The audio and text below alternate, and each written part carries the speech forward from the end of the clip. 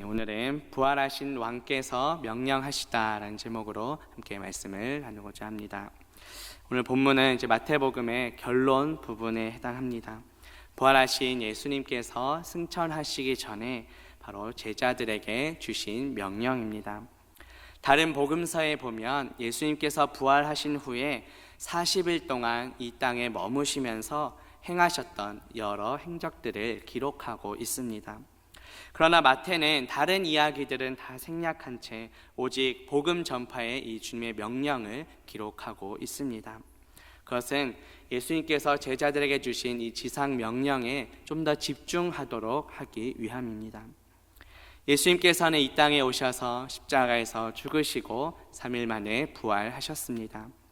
그리고 승천하시기 전 주님을 따르던 그 제자들이 이제 무엇을 해야 하는지에 대해 말씀하십니다. 우리가 읽은 성경 16절 위에 소제목에 보시면 제자들에게 할 일을 분부하시다라고 되어 있습니다. 오늘날 우리 모두는 예수 그리스도의 제자로 부름 받은 자들입니다. 따라서 오늘 말씀은 우리 모두에게 주시는 예수님의 명령입니다. 오늘 말씀을 통해 우리를 향한 예수님의 명령이 무엇인지 살펴보고 또 그 명령에 순종하며 살아가는 저와 성도님들 되시기를 주님의 이름으로 바라겠습니다. 본문 16절 말씀 봅니다. 11 제자가 갈릴리에 가서 예수께서 지시하신 산에 이르러. 아멘. 마태복음에는 생략이 되어 있지만 다른 복음서에 보면 부활하신 예수님께서 많은 사람들에게 나타나신 것을 우리가 찾아볼 수 있습니다. 마가복음과 누가복음에 보면 엠마오로 가던 두 제자에게 예수님께서 나타나셨습니다. 또 요한복음에 보면 도마를 포함한 11 제자와 또 갈릴리 바닷가에서 7 제자들에게 나타나셨습니다. 그리고 우리 지난주에 살펴본 대로 7 제자들 중 한 명인 베드로에게 사명을 맡기시는 또 주님의 모습을 우리가 지난주에 살펴보았습니다. 그런데 마태는 이 모든 사건들을 생략하고 오직 예수 그리스도의 지상 명령에 집중합니다. 오늘 본문에서는 11명의 제자가 나옵니다. 예수님을 배반했던 가룟 유다를 제외한 나머지 11 제자입니다. 이들은 갈릴리에 있는 한 산으로 갔습니다. 그 산은 바로 예수님께서 지정해 주신 그 산입니다. 우리가 잘 아는 대로 마태복음 5장에서 예수님께서는 산에서 귀한 가르침을 주셨습니다. 그래서 그 말씀을 가리켜 산상수훈이라고도 합니다. 예수님께서 이 땅에 오셔서 공생의 기간 중에 첫 번째 설교가 바로 산에서 시작되었습니다.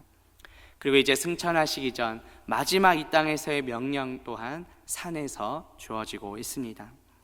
특별히 마태는 이 산을 예수님의 말씀이 전파되는 곳, 또 하나님과 만나는 기도의 장소로 묘사하고 있습니다.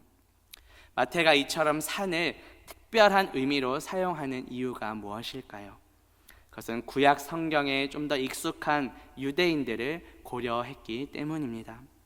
이 산을 가리키는 히브리어 하르는 구약의 대표적인 율법인 십계명이 전달되었던 곳입니다.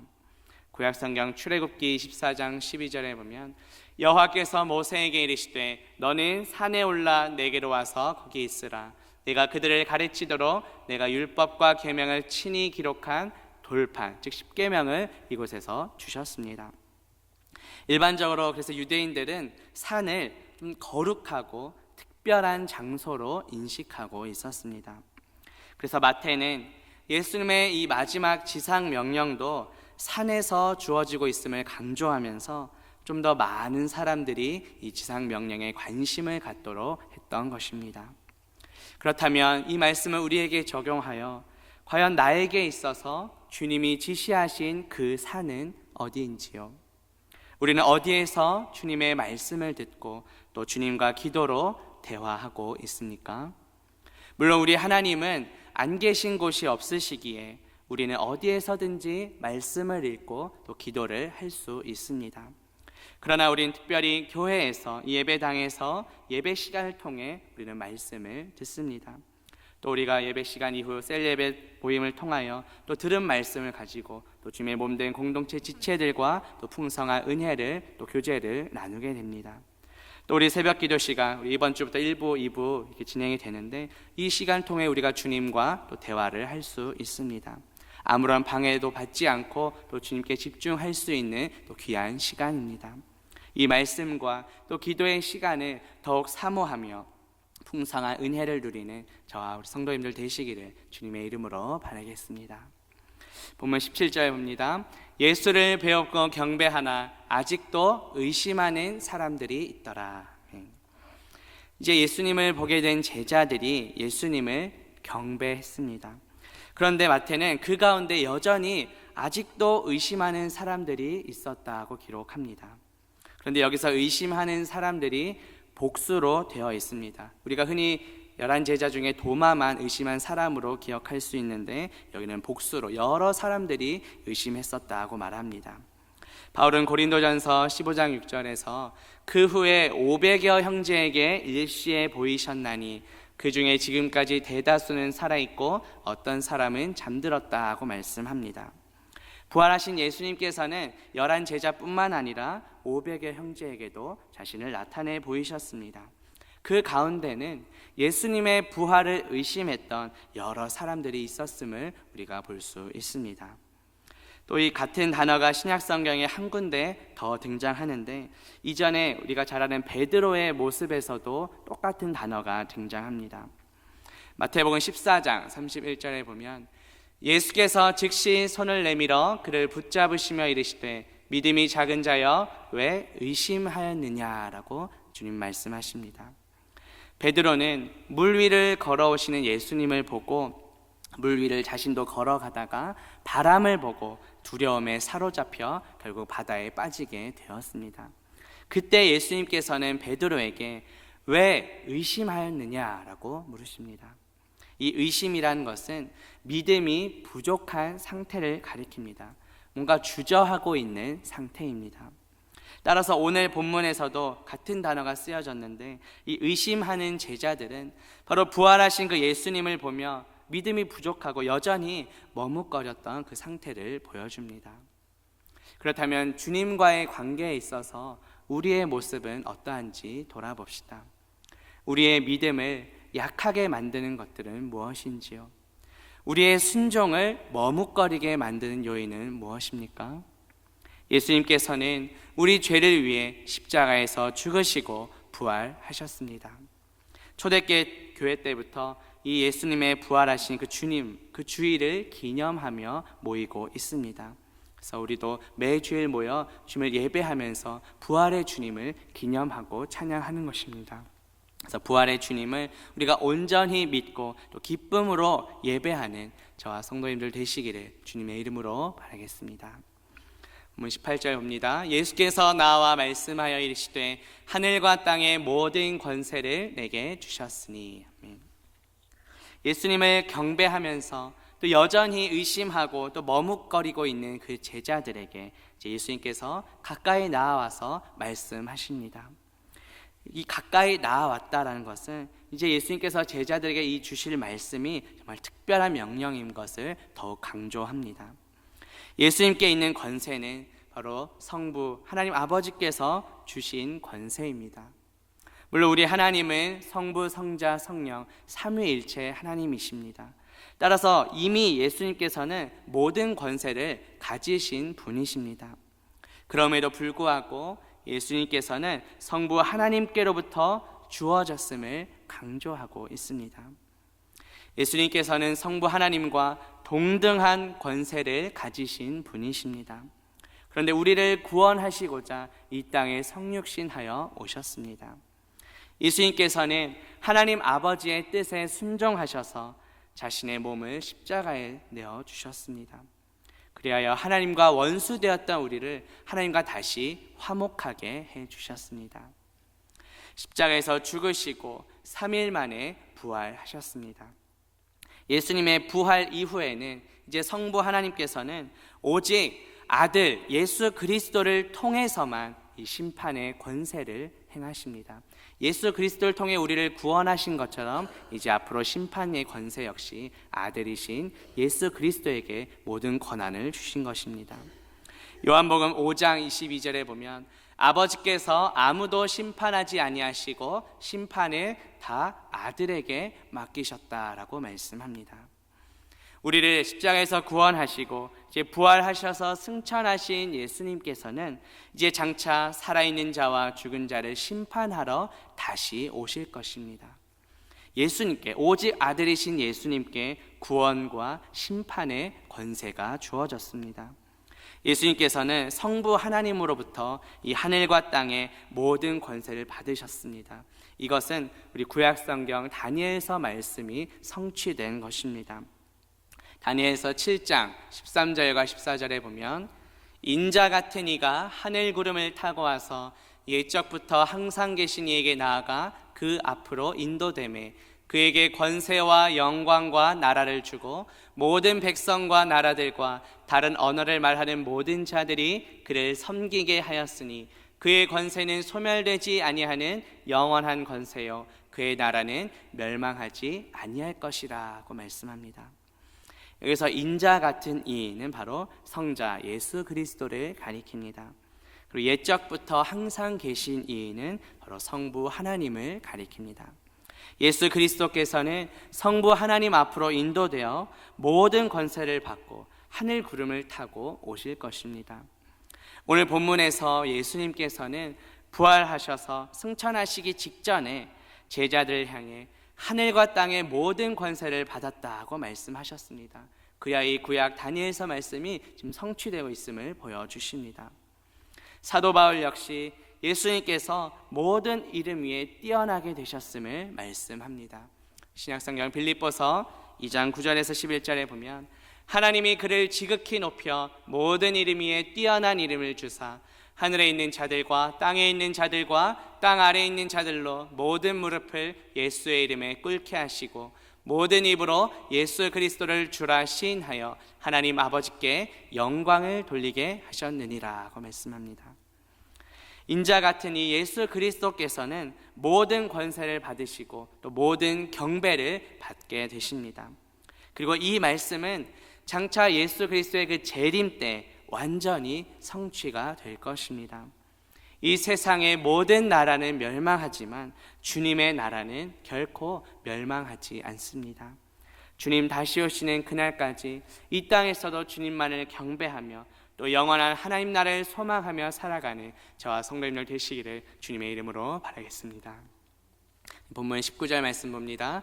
그러므로 너희는 가서 모든 민족을 제자로 삼아 아버지와 아들과 성령의 이름으로 세례를 베풀고. 아멘. 이 19절 말씀은 그러므로라고 시작합니다. 그러므로라는 의미는 바로 앞절에서 본 우리 18절 말씀에서 예수님이 하늘과 땅의 모든 권세를 받으신 것이, 모든 권세를 가지신 것이 이제 원인이 되는 것입니다. 하늘과 땅의 모든 권세는 바로 하나님께서 통치하시는 모든 영역을 가리킵니다. 따라서 예수님께서 그 모든 권세를 가지신 분이시기 때문에 이제 너희가 모든 민족을 향해 가라고 명령하실 수 있는 것입니다. 너희는 가서라고 말씀합니다. 여기서 너희는 그 당시에 예수님의 명령을 직접적으로 들은 제자들 뿐만이 아니라 오늘날 예수 그리스도를 따르는 제자된 우리 모두를 가리킵니다. 우리가 제자로 삼아야 할 대상은 누구입니까? 바로 모든 민족입니다. 신약성경 마태복음 24장 14절에 보면 이 천국 복음이 모든 민족에게 증언되기 위하여 온 세상에 전파되리니 그제야 끝이 오리라고 말씀합니다. 예수님이 언제 다시 오실지 우리는 아무도 모릅니다. 오직 하나님 아버지만 아십니다. 그런데 예수님께서는 모든 민족에게 천국 복음이 전파되어야 그제야 끝이 오리라고 말씀하십니다. 모든 민족에게 천국 복음이 전파될 때 예수님께서 다시 오시는 것입니다. 그렇기 때문에 우리는 예수 그리스도의 그 재림을 소망하며 모든 민족에게 천국 복음을 전파해야 합니다. 오늘 본문 19절과 20절에 보면 예수님께서 명령하신 것처럼 동사처럼 보이는 단어가 4개 나옵니다. 먼저 19절에서는 가라, 제자로 삼으라, 세례를 베풀라. 그리고 20절에서는 가르치라가 나옵니다. 그런데 이 말씀을 헬라어 원문으로 보면 이 4개의 단어 중에 오직 제자를 삼으라만이 이 명령 동사로 되어 있습니다. 나머지 가라, 세례를 베풀라, 또 가르쳐 지키게 하라라는 것은 이 제자를 삼으라고 하는 이 동사를 둘러싼 분사 형태로 되어 있습니다. 이것은 무엇을 의미할까요? 제자를 삼는 일은 우리가 가는 것과 세례를 베푸는 것과 가르치는 것을 통해 제자를 삼게 된다라는 것입니다. 제자를 삼는 것이 예수님의 이 지상 명령의 핵심입니다. 제자를 삼기 위해 가서 세례를 베풀고 가르쳐 지키라는 것입니다. 특별히 세례를 베풀라는 것이 현재형으로 되어 있습니다. 한 번만 주고 끝나는 것이 아니라 모든 민족을 대상으로 계속해서 시행하라는 것입니다. 이 세례라는 것은 물에 담그다라는 단어에서 유래되었습니다. 당시 유대인의 정결 의식 가운데 이 씻는 의미로 사용이 되었습니다. 이것이 이제 세례 의식에서 쓰여질 때는 담그다와 씻는 것 2가지 의미가 다 포함이 됩니다. 먼저 담그다라는 의미를 봤을 때 예수 그리스도를 믿는 성도가 이 세례 의식을 통하여 예수 그리스도의 그 죽으심과 부활에 함께 참여한다라는 의미입니다.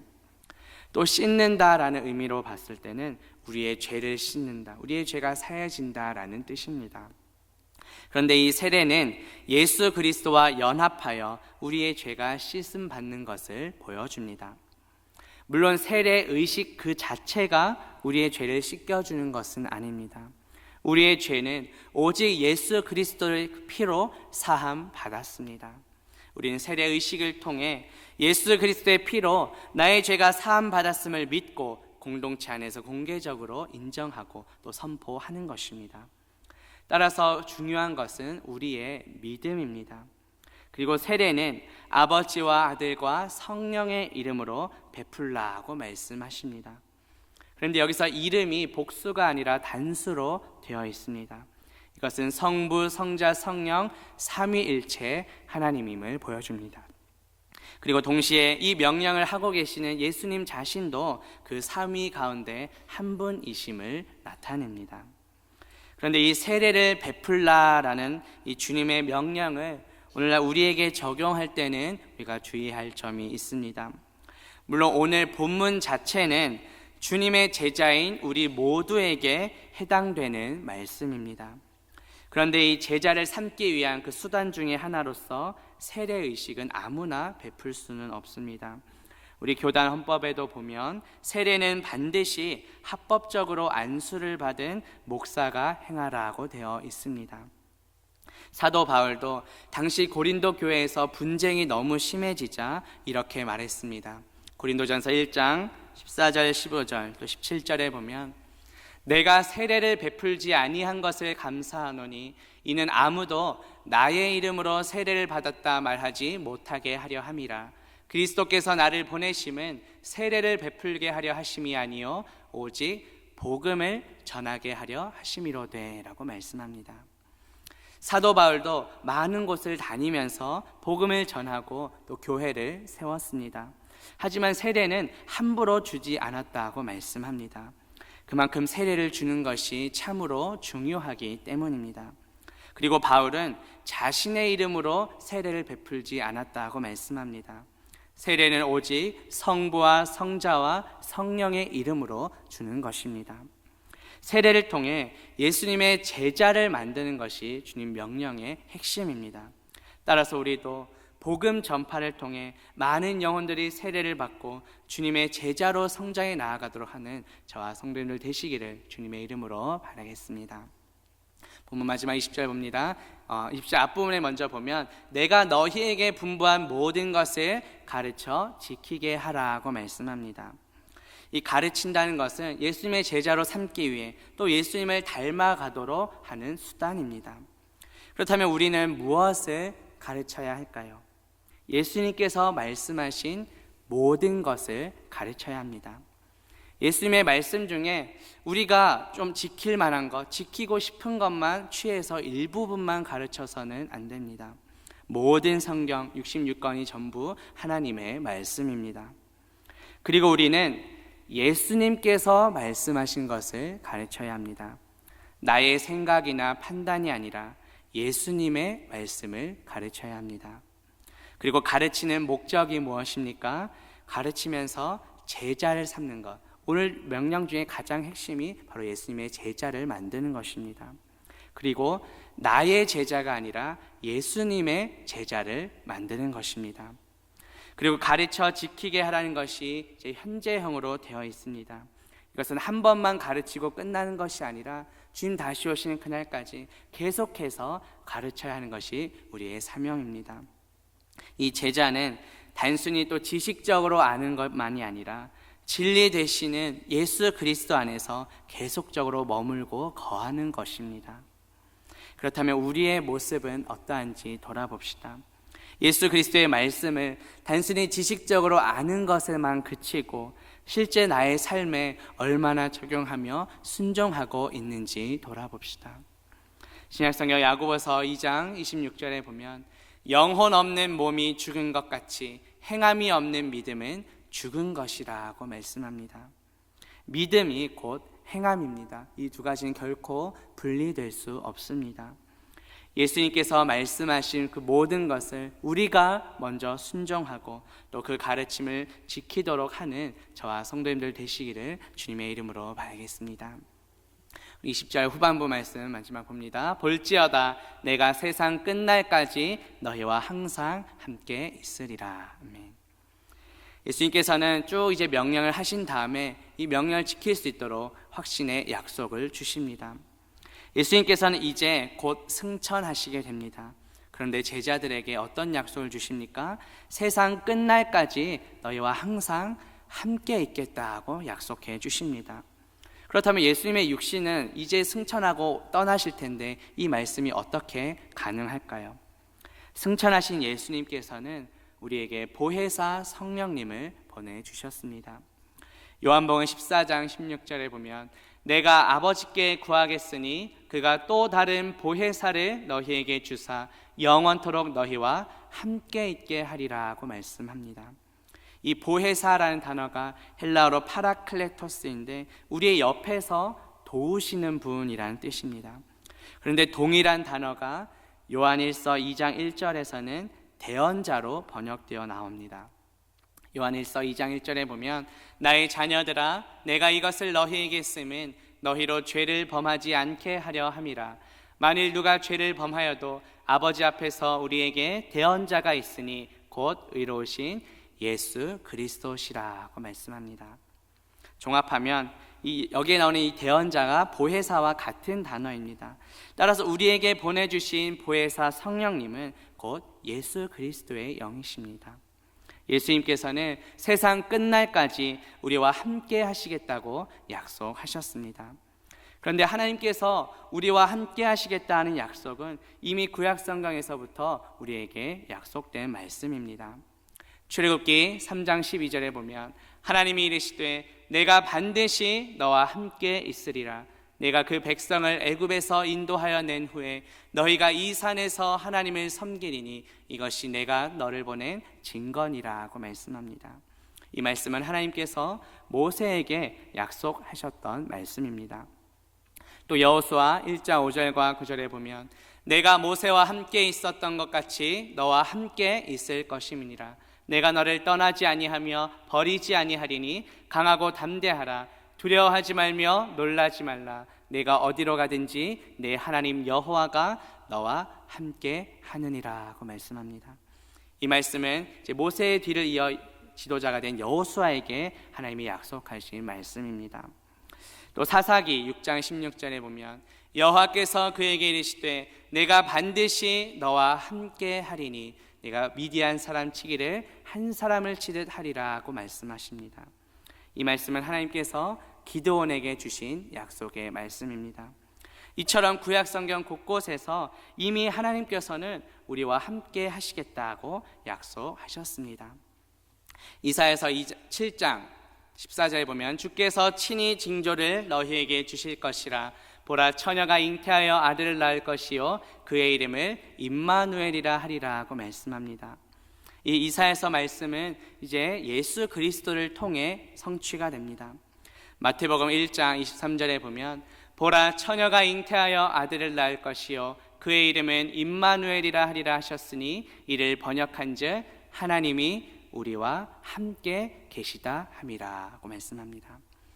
그리고 하나님께서는 우리와 함께 하시기 위해 독생자 예수 그리스도를 우리에게 보내주신 것입니다. 그리고 예수 그리스도께서는 이 땅에 성육신하여 오셨습니다. 우리 죄를 위해 십자가에서 죽으시고 부활하셨습니다. 이제 승천하시기 전 제자들에게 마지막 지상 명령을 주시면서 내가 너희와 함께 하겠다고 약속하십니다. 그 약속은 보혜사 성령님을 보내주심으로 성취가 되었습니다. 세상 끝날 예수 그리스도께서 다시 오실 때 우리 모두는 하나님 나라에서 영원토록 주님과 함께 할 줄로 믿습니다.